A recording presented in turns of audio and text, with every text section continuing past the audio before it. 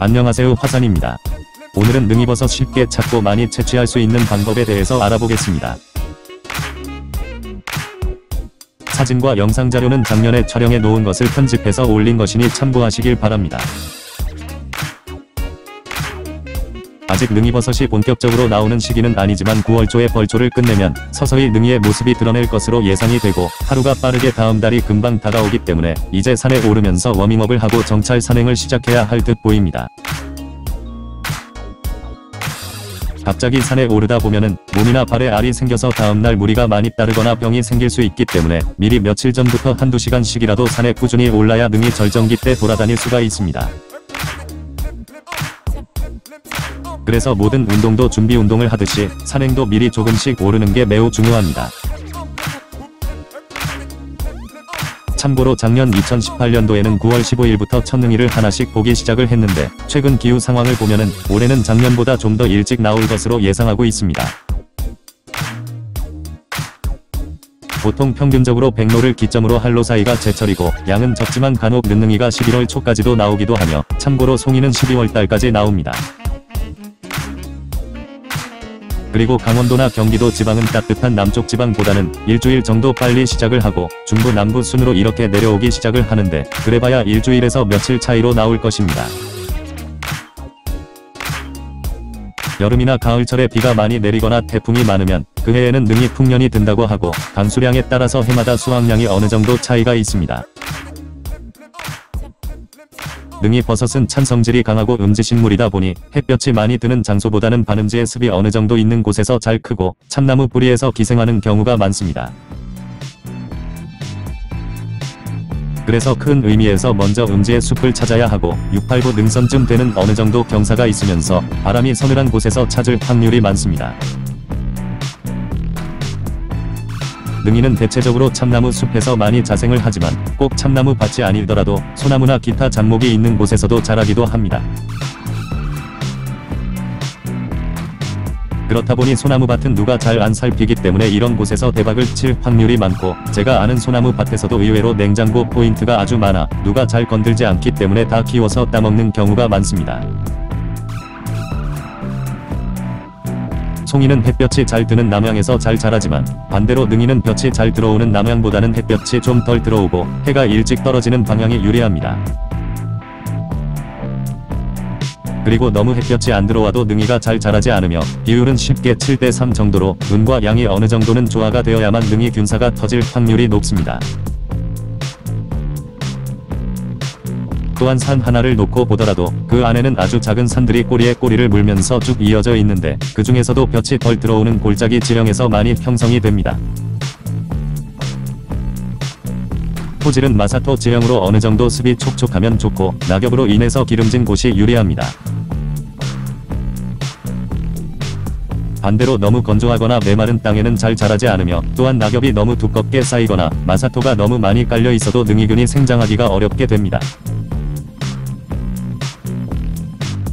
그리고 특히 바위지형에서도 능이가 많이 발견되기도 하는데, 예전에는 바위지형 한 자리에서만 10kg 이상씩 채취하는 경우도 많았고, 지금도 항상 그 지형에서 많이 땁니다. 능이도 송이처럼 밭자리를 한번 기억해 놓으면 평생 채취할 수가 있기 때문에 밭을 잊어먹지 않게 훗날을 생각해서 잘 기억하는 것도 대단히 중요하고, 능이 밭자리를 많이 알면 그 누구보다 더 많이 손쉽게 채취할 수가 있습니다. 만약 능이를 하나라도 발견을 했다면 그 능선에서 제일 밑단까지는 꼭 확인을 해야만 하고, 대부분은 힘드니까 위아래만 대충 훑어본 후 옆으로 이동을 하는데, 좀 더 꼼꼼히 잘 살펴볼 필요가 있습니다.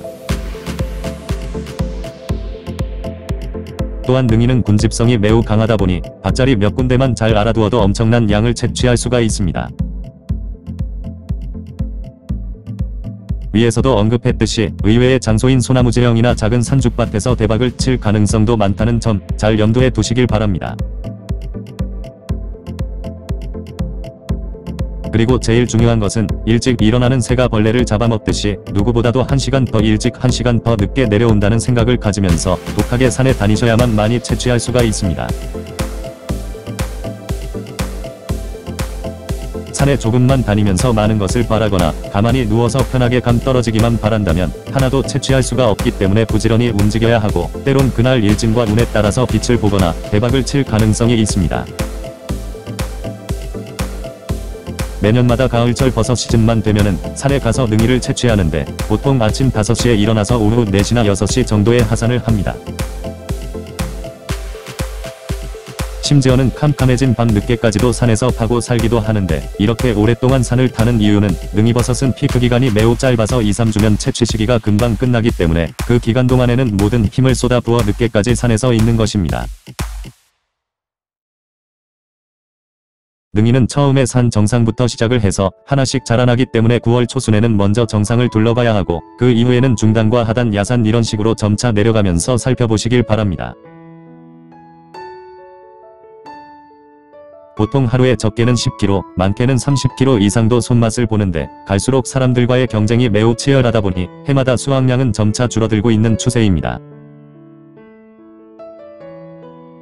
10년 전만 해도 하루에 혼자서 50kg 이상도 채취한 경험도 있을 정도였는데, 요 몇 년 전부터 여러 매스컴에서 효능이 많이 알려진 후부터는 하루 종일 돌아다녀야 겨우 10kg 이상씩 딸 수가 있습니다. 작년에는 말도 많고 시세 많은 사람들이 아주 많아서 영상으로 다 보여주진 못했지만, 실질적으로는 하루 평균 10에서 30kg 정도 채취를 하는데, 아무리 초보자라도 열심히 돌아다니다 보면은 그 이상도 채취할 수가 있을 거라 믿습니다.